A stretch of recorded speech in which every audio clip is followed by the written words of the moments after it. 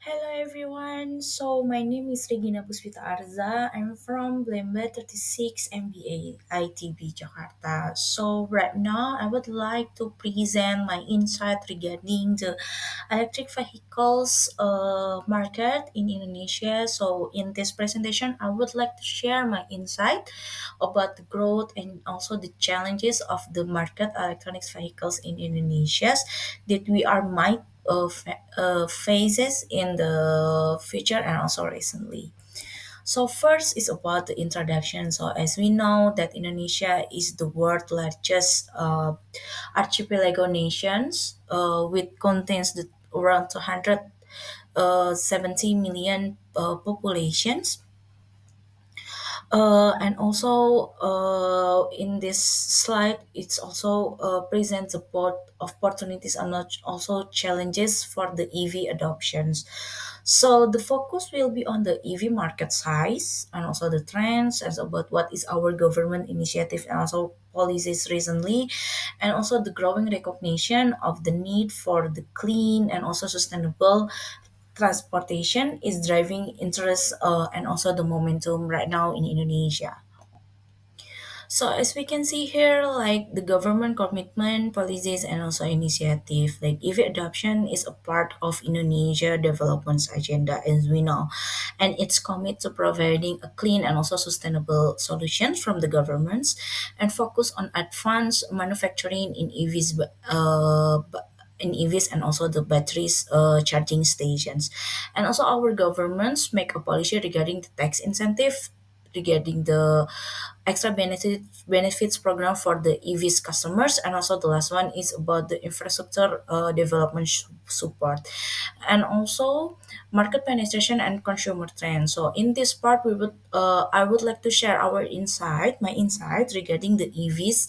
Right now, as we know that the EVs are less than 1% of the total vehicle sales in 2023, and also the main consumers is only the government agencies, fleet operators, and also eco-conscious early adopters. And also the next one is the right hailing companies such as Gojek, Grab, and also Bluebird. They're adding the EVs to their fleets, encouraging the acceptance. Also, the last one is about the progress depends on the policies, infrastructure, and also the awareness. And the last one, we would like to share insight about the infrastructure development regarding the EVs market, and also the challenge that we are might be faced in the future and also recently. Okay, into the next slides, it's about the growth drivers for the EV market in Indonesia. There is so much many factors, but in this slide, I only uh, focus on the four factors. So the growth is driven by the environmental concern and also the economic factors, technology factors, and also the policies factors. So let's digger one by one into it. So the first one is about the environmental and climate policy commitments. So first is Indonesia aims to reduce about 29% of the greenhouse gases by 2030. And also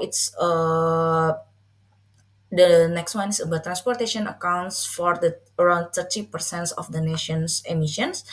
And the third one is about the policies. They support EV adoption is to achieve around 20% EV sales target by 2025, and also in 2023 by 35%. And the last one is this EV market adoption is also aligned with the global decarbonization and also renewable energy goals. And the second factors is about the economic factors. So we know that the full price is increasing, and the tax incentive about the EV adoption is lower than than the operation cost itself. And the second one is we know that battery and drivetrain costs have fallen sharply, around 80% since 2010. And also in Indonesia, nickel resource supports local battery manufacturing is very abundant. And the last one is the goal is to build an integrated supply chain to reduce costs and also the grow the domestic industry itself. Into the next one. So the next one is about the technological and advancements and also the local manufacturing. So the first one is about the how we improve the battery range and also faster charging and better vehicles performance, and also how we collaborate with the local automakers like assembly if you might be assemble in domestically and to lowering price and also creating a jobs field for the Indonesian citizen itself. And the last one is about the international partnerships. So and the last one is regarding the political and regulatory policies factors. So as we know that Indonesian government is very supportive to grow the drivers of the EV markets in Indonesia. So there are some supportive policies that promote the industry growth, safety standard, and also the incentives one. And the second one is about the regulation that attract the local business and also the foreign investors. And the third one is about the government long-term strategy to develop any infrastructure about EV, such as charging location infrastructure, a battery manufacturing, and also the R&D facilities. And the last one is about how our government building a confidence to the customers through the mature regulation and also the through the infrastructure also. And the next one, we know that new technology, new adoption, it's facing a challenge. So here's the challengings that I want to share that challenge that face in EV markets in Indonesia. There are six challenges. First is about infrastructure limitations, and the second one is high upfront cost and affordability issues. The third one is regarding the supply chain and battery production challenge, and the fourth one is about the policy and also the regulatory barriers. The fifth one is about the consumer perceptions and also acceptance, and the last one is about the environmental and technical challenges. If we can dip one by one regarding the challenge of the EV markets in Indonesia, first about the infrastructure limitation. As I mentioned earlier, that Indonesia is one of the archipelago nations, so charging infrastructure right now is very weak. But we know that right now is rapid increasingly, especially outside Jakarta area. And also the second one is the limitation of the station that might be create an anxiety for the EVs customers itself, especially for the long distance EV use. And the third one is about the infrastructure development that relative very slow for the EV adoption. And the last one is about the high cost and incompatible protocols expansions, especially in rural areas. And the second one regarding the high upfront cost and also affordability issues.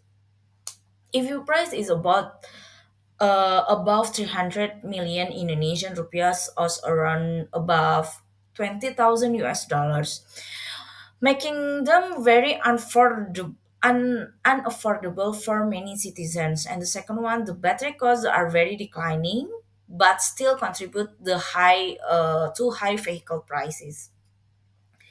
And the next one is the government incentive access, but lack of sufficient subsidies and tax benefits. And the last one is about the limited affordability restricts mass adoptions among middle and lower income groups. The third one challenge is about the supply chain and battery production challenge. So we know that Indonesia has abundant nickels, but that is crucial for EV batteries. But domestic battery manufacturing remains underdeveloped. So we are very reliant to the imports. And also the next one is higher cost and supply disruptions.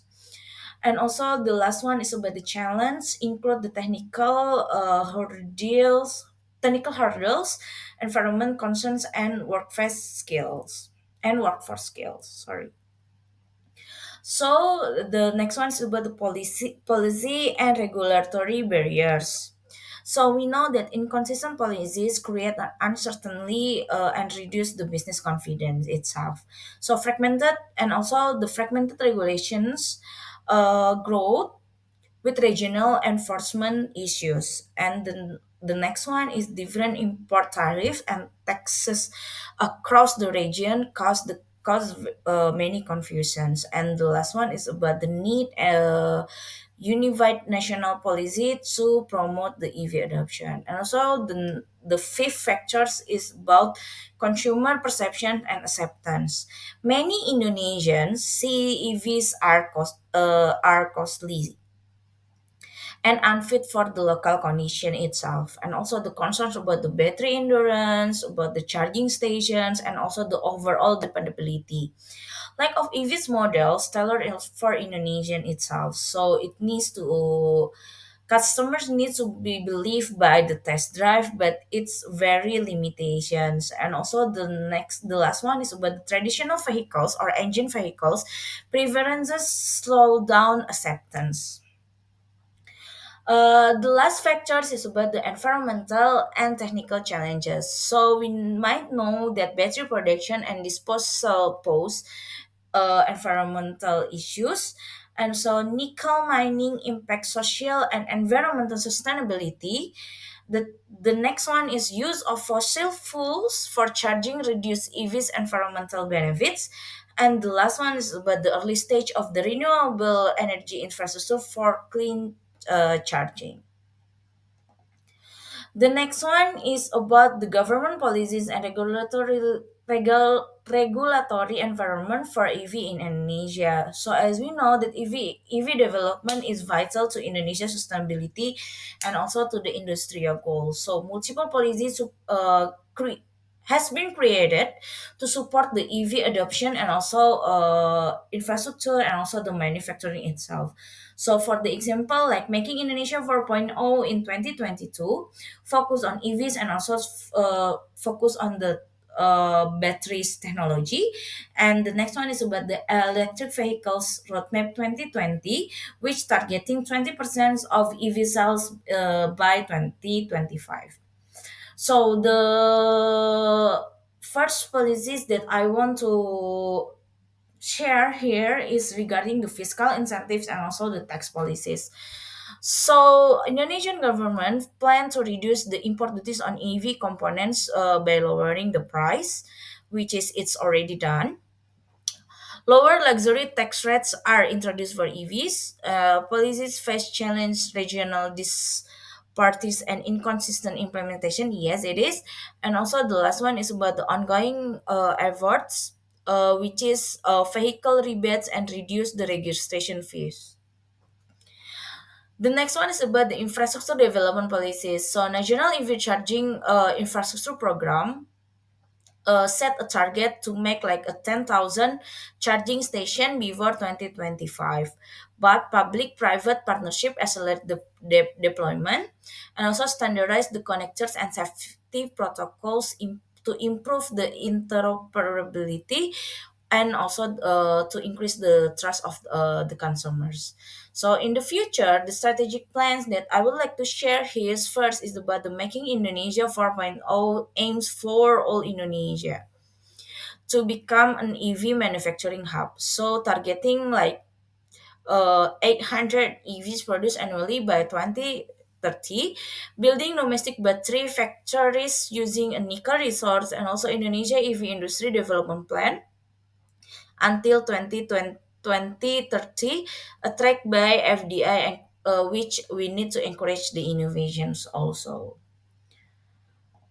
The next one is regarding the market analysis and also the consumer behavior. So, as we know that industry expect the greater penetration by 2030. So, with the infrastructure and policy solutions that government did until today, so it's helping us to address the challenges. So the first one regarding the adoption and adoption rate and also the market penetration. So EVs in Indonesia are less than 1% of total vehicles. based on the International Transport Forum 2023. And also the major users are government agencies, fleet operators, and also the early urban adopters. The third one, adoption rising slowly due to the infrastructure and perception barriers. So only 20% of the customers are aware of EVs, so actual usage still remains low. Consumer preference and attitudes. So the key factors is the first vehicle price, reliability, charging infrastructure, and environmental concerns. We can see that many EVs are expensive and impractical for long distance. For long distance due to the lack of the charging station in outside Jakarta. Younger customers, such as millennial and so Gen Z, are more environmentally conscious and willing to pay more if infrastructure is improved. And also, the last one is safety and technology features are increasingly important. Fleet and commercial adoption. Fleet operators such as Gojek, Grab, and also Bluebird are testing the EV taxi services in Jakarta. Demonstrate operational savings and environment benefits. Bulk EV purchased by fleets have reduced the cost and increased the market availability. And also the last one is regarding the support and also the government sustainability goals. The last one is about the consumer market challenge.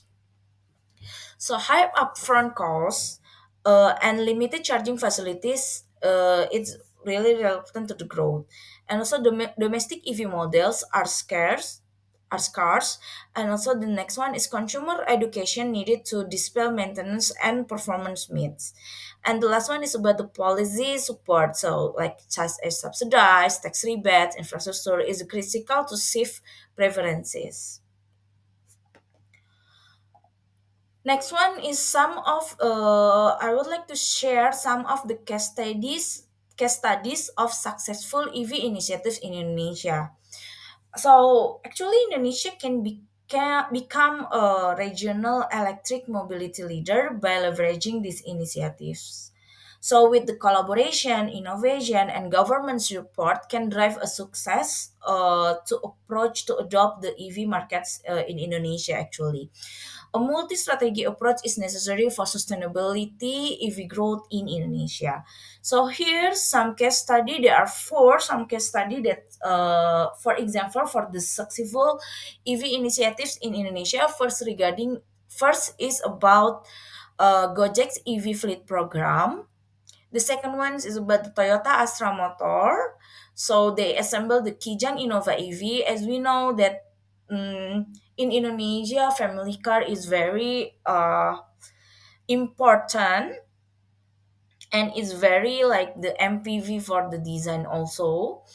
And also it's as we can see here like the benefits of the from the government such as tax incentive making EVs more accessible right now for the customers. And also the third one regarding the BYD and also PT Wika partnership. So BYD partners with PT Wika to focus on build EV assembly in Indonesia and promotes a foreign technology exchange and sustainability transportation. And also the China tech giant industry CATL investment in battery manufacturing.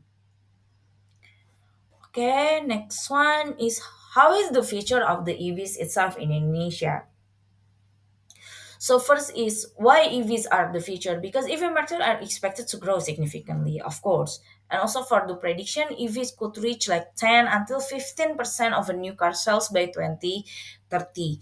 The growth driven by the tech advance, the lower battery cost, the infrastructure, and also the local manufacturing.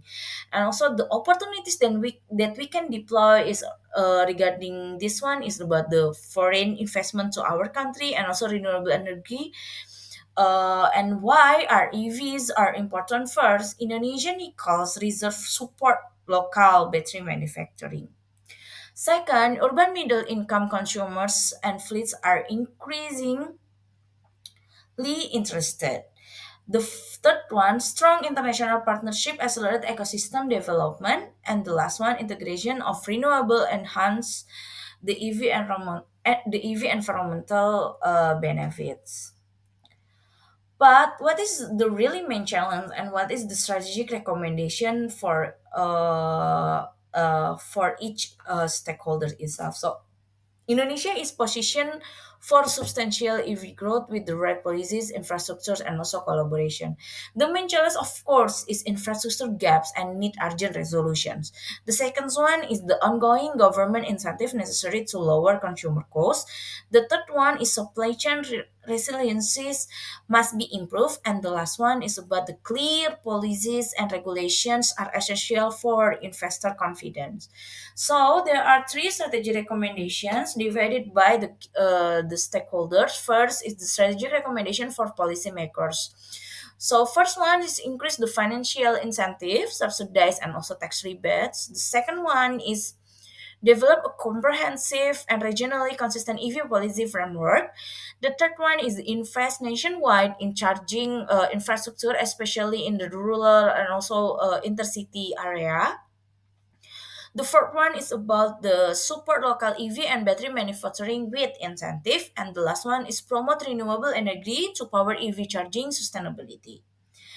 The second strategic recommendation is for the industry stakeholders. So the first strategic recommendation is to establish the local manufacturing and also the R&D centers in Indonesia. And the second one is collaborate with international partners for the technology transfer. The third one is launch educational campaign to boost EV acceptance. And also the last one is to develop affordable EV models tailored to Indonesian needs. And the last one recommendation is for consumers and also for the fleet operations. So use the government incentive and pilot programs to get the more benefit from the EV adoption.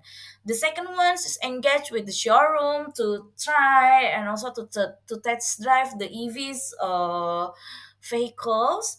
And also the last one, incorporate EVs into corporate sustainability and branding strategies. The last one is the conclusion. So the conclusion are Indonesia is positioned for substantial EV growth with the right policies, right infrastructure, and also with the better collaborations. And the second is focus on investment and stable policies are very critical for sustainability development. The third one, leveraging the nickel reserve or the nickel resource that Indonesia has and international partnership will support industrial modernization. And the last one is success relies on the coordinate efforts among the government, industry, and also the community for environment and also for the economic benefits. I think that's all from my side. Hope all the share here are very thoughtful from your for your side. So see you. Thank you.